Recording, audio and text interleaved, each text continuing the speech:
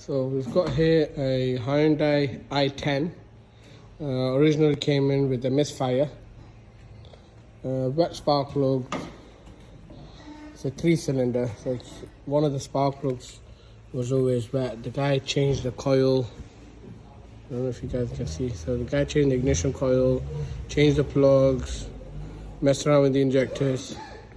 I knew straight away, these cars have a common fault with the valves.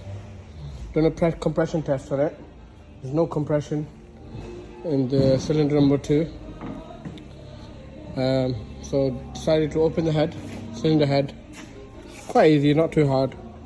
Remove exhaust, remove intake, open up all the pipes, open the timing chain cover.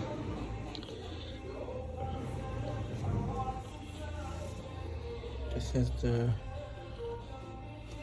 cylinder looks fine. No problems going on here.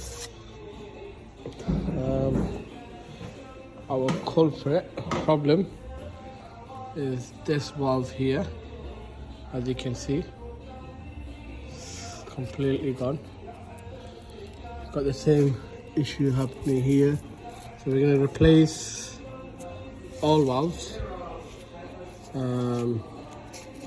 No point opening the whole thing up and then just replacing these two. But you can see the similar issues starting to happen here as well. But I'll keep you guys updated. We'll change the valves, put brand new valves on, so you get the head pressure tested and everything. New head gasket. Won't bother changing the timing chain. Just change the valves, new gasket, and set it on.